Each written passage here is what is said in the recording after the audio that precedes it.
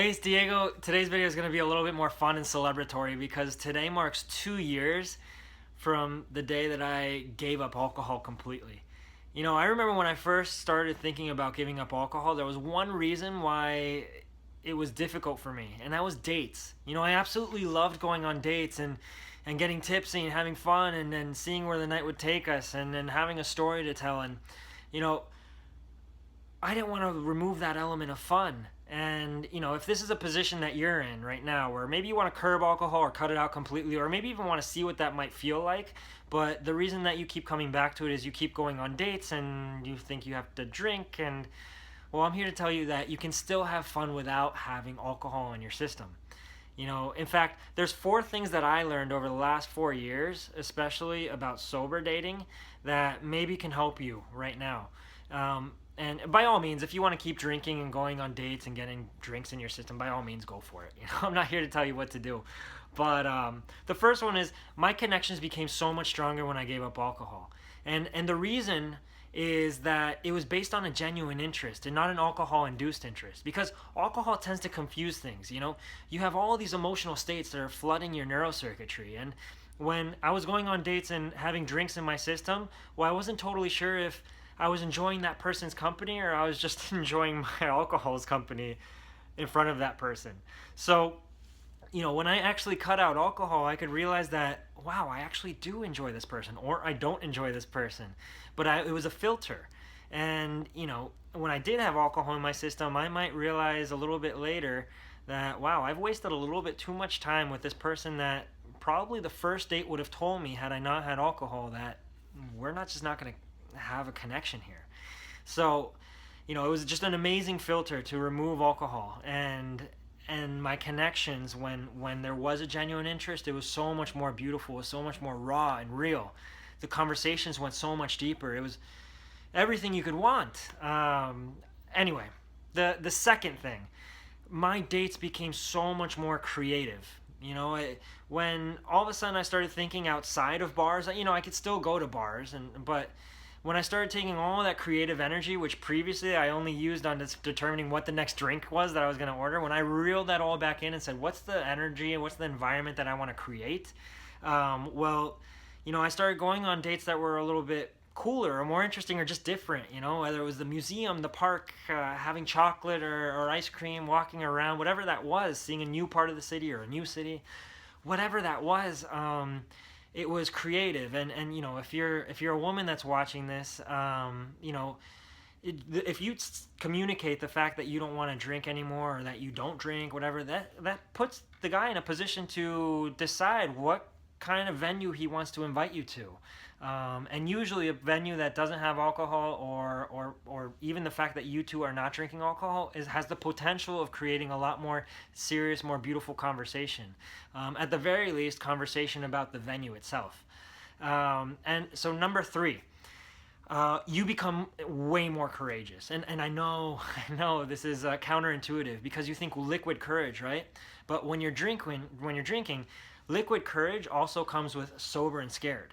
Those moments when you aren't at the bar and drinking, you might be during the day, and you see somebody that elicits that visceral reaction in your body and think, oh my God, I want to have a conversation with this person. Well, I remember for me, I would think, well, I established a crutch at night where I needed the alcohol to talk to somebody, so in the day what I had was an excuse. And all of a sudden when I removed the crutch at night and all of a sudden I didn't have alcohol anymore, well, I didn't have the excuse during the day either, because the day and the night became exactly the same. So now I had to face my fear, and it became a place where I started developing my own courage. And let me tell you, man, if you're watching this, if you can display confidence and courage without alcohol, that is incredibly alluring and attractive to a woman, because that's who you are as a human being. That's something that she can trust. That you're not going to drink the next time you need courage to face some problem. That courage is who you are as a human being. That's hot. So the last thing, number 4, is your life becomes so much more amazing. So much, you improve your life massively, ridiculously, when you remove alcohol. And that in turn makes you attractive, because all that energy that you were previously using to go to the bar until 6 a.m., to try and see what the next drink was, to try and get as opposed to give in a connection. When you start focusing all that energy back into yourself to improve yourself, I mean, you become so much more attractive. I mean, I can't tell you how my life has improved starting a business, going and traveling the world, snowboarding more, and going to seminars, meeting people at seminars, learning more about myself and human interaction. And all that stuff makes me more attractive to another person, and that can make you more attractive to another person. So that person, that way, I mean, and you're constantly moving and constantly becoming more. So that way, the person that you are 3 months from today is different from the person that you are today. And to meet you again 3 months in the future is to meet another side of you, a new you. Whereas I remember when I was drinking, if you met me 3 months later, well, you were still meeting the person that was either drunk, hungover, or trying to get a drink. So your life improves massively. And a little extra one here. When you do give up alcohol, you realize that you've established a filter, because some people are not going to respect your no. You're going to say, you know what, I don't drink, and they're gonna, some your friends will, they won't respect your no up front until they realize after about 2 to 3 weeks they're gonna say, oh, you know what, that's just Diego or your name. They don't drink. They're gonna say that, they're just gonna accept you for who you are. But some people are not going to respect your no. They're going to say, oh, have a drink, you just gave up, or whatever that case is. Oh, come on. And that's an excellent tool and tactic and technique that you previously didn't have. Now you know that if this person doesn't respect your no, you probably shouldn't be with them. And so you can quickly cut them out. One of the last things I want to communicate, there's just so much, but, all the emotions that you elicit with your eye contact, with your conversation, with your breathing pattern, with just being in the raw essence of another human being, you elicit so much more emotion that way than you ever could with the contents of that cup.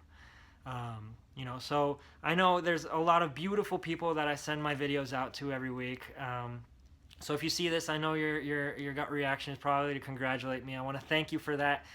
The biggest congratulations you can send me is to tag somebody or send this to somebody else that might be considering giving up alcohol, because your relationships, your dates can become so much more beautiful.